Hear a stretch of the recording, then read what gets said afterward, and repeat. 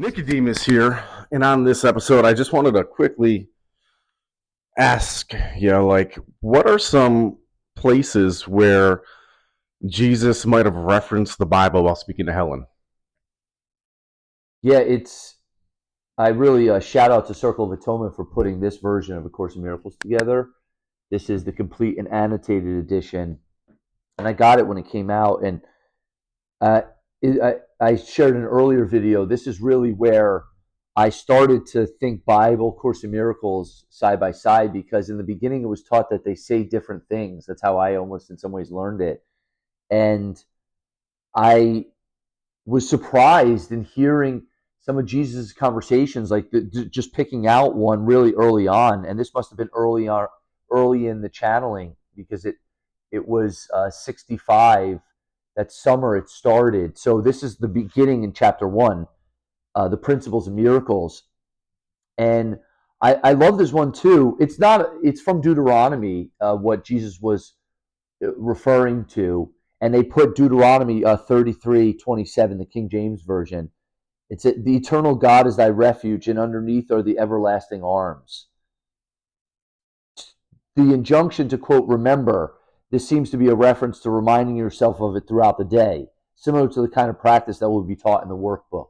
Now, that's the footnote here in this edition of the Course, where they quote Deuteronomy, and then this is Jesus' writing. And I think there's something really awesome in here for us in practicing this every day, because probably the number one thing that people struggle with is, how do I have this experience all the time? And it's just like anything in our life.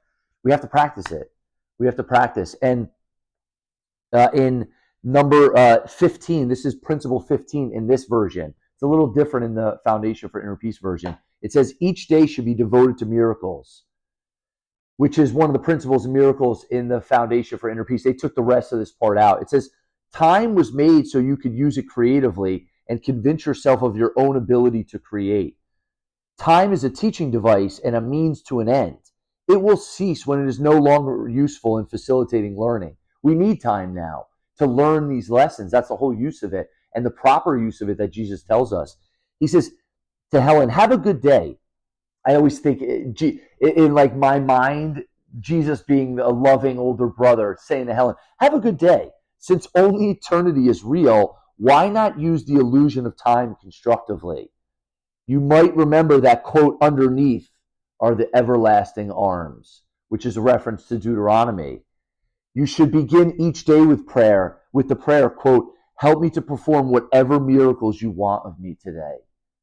Now think if you started your day like that, and throughout the day we constantly remembered the everlasting arms and constantly sought to listen to and be willing to perform any miracles that we're guided to, and miracles shifting from fear into love, extending that love out into the world, and really being the light. It's I know even in the Course in Miracles, like what exactly is a miracle? People have almost difference of opinions on it. Throughout the Course, he says it's an expression of love.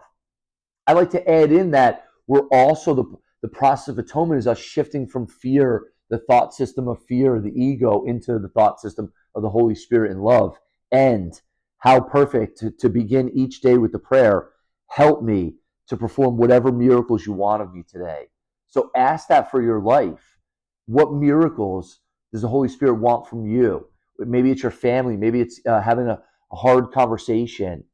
Maybe it's offering forgiveness to someone. Maybe it's speaking up to someone and sharing with them your observations, and whatever it is. Maybe it's a smile to the stranger that's walking by.